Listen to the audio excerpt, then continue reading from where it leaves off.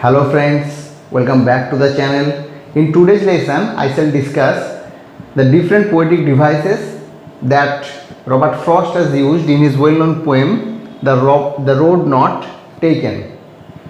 In previous videos, I have explained each of the lines of this poem and the theme of this poem. If you have not watched these videos, make sure to watch those videos. The links are provided in the description. Let us begin our discussion. The two main devices used by Frost in this poem are extended metaphor and irony. So first we have to make clear what is a metaphor. Metaphor is a special technique of speech or writing where we compare two things without stating explicitly. That means without clearly mentioning the two things and explaining the point of comparison. For example, we can say that the child is as beautiful as a flower. So here we use the word as to make the comparison, and the point of comparison is also very clear. We can also use like, that the man is strong like a lion. So these are simile, not metaphor. But if we say that the life is not a bed of roses, so here is no as or like, but the comparison has been made between life and bed of roses. So this is metaphor, and we can realize that life is not really a happy dream. There are many sorrows, there are struggles. So it is said that life is not a bed of roses. Okay. So in metaphor there are two parts, tenor and vehicle. Tenor means thought.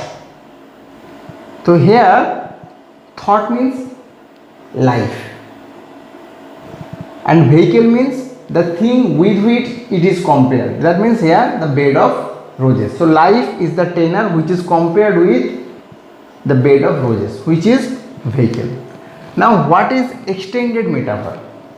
Extended metaphor means it is long and complex metaphor.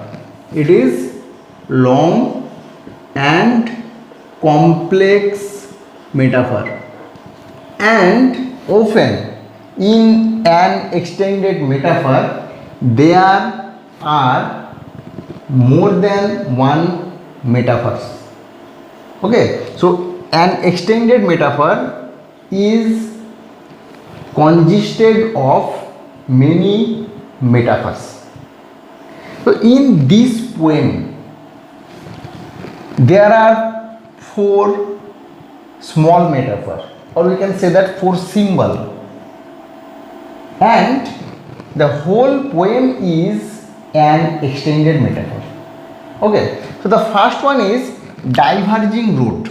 So in our previous discussion we have found that the speaker of the poem finds himself before a forks in a road, a diversion in a road, where the road is diverging in two roads.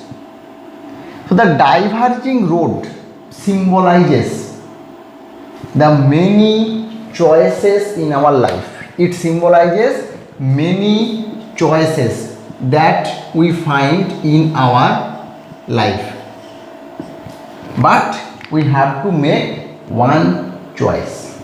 Okay, we have to make one choice and have to leave all others.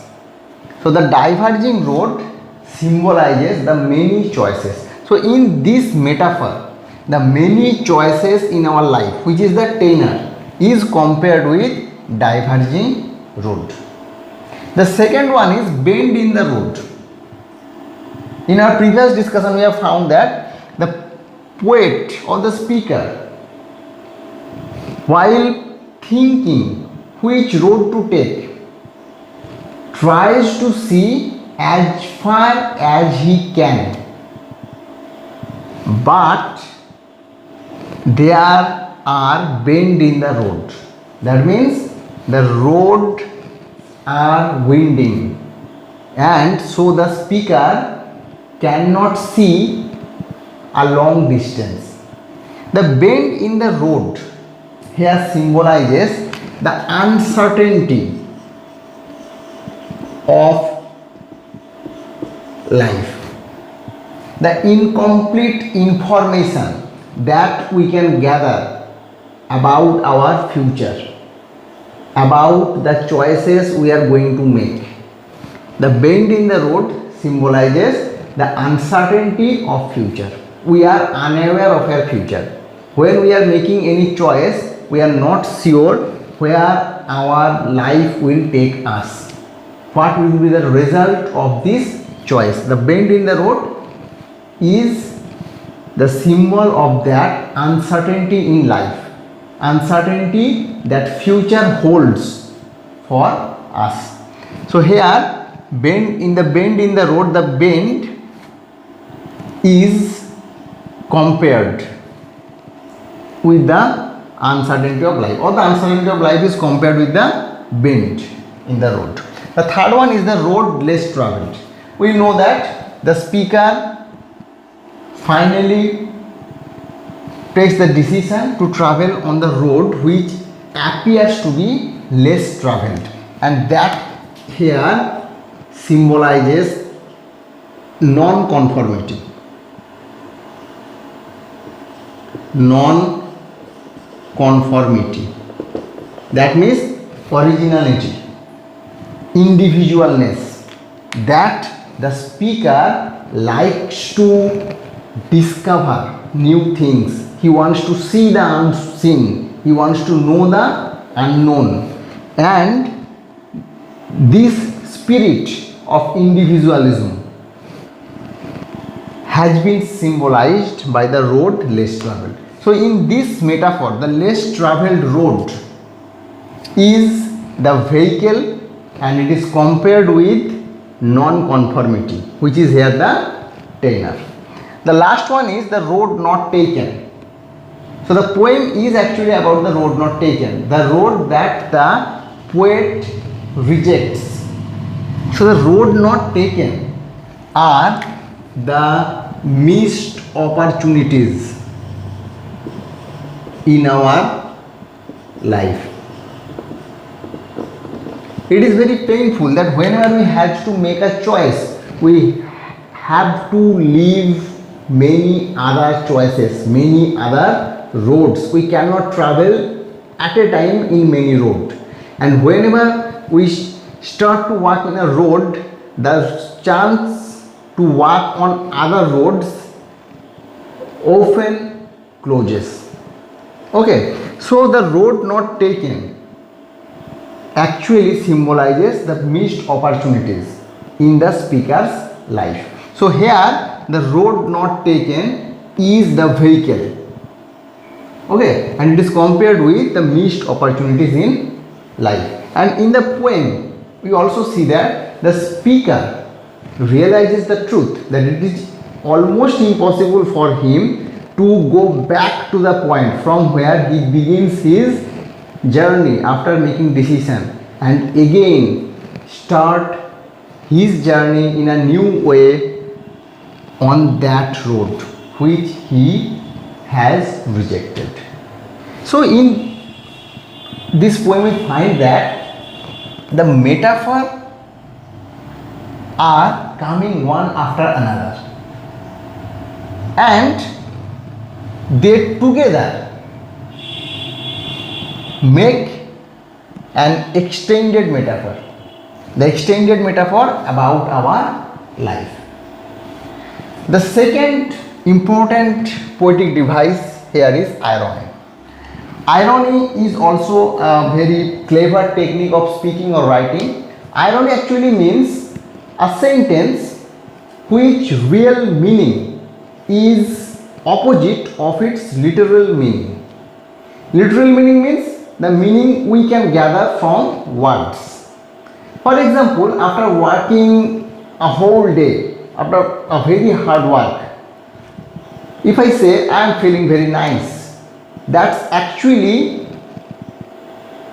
I want to talk opposite of what I am saying literally. Literally I am saying I am feeling well, I am feeling nice, but actually I am not feeling nice because I have to work throughout the day. It's a long hard day for me, but I am saying I am feeling nice. So it's irony. So irony means a sentence whose real meaning is opposite of its literal meaning. So here in this poem, the irony is at the end of the poem when the speaker affirms, when the speaker in a very triumphant mood imagines himself that in future he will declare that he has chosen a less traveled road, and that has made all the difference, that has made him a successful man and proves him right. But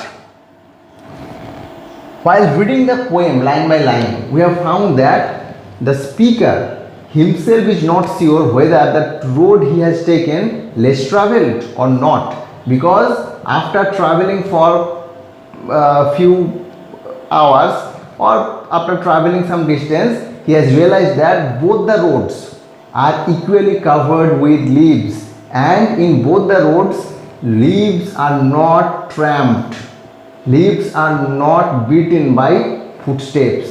That means both the roads are less traveled, almost roughly same. And it is also clear that the poet or the speaker has not traveled through the other road, and so he is unaware. There is no possibility of gathering knowledge about the road he has not traveled. So he himself knows it very well that the other road may be less traveled than the road he has traveled, and so he has planned to travel on that road on another day. So the last few lines is actually ironical.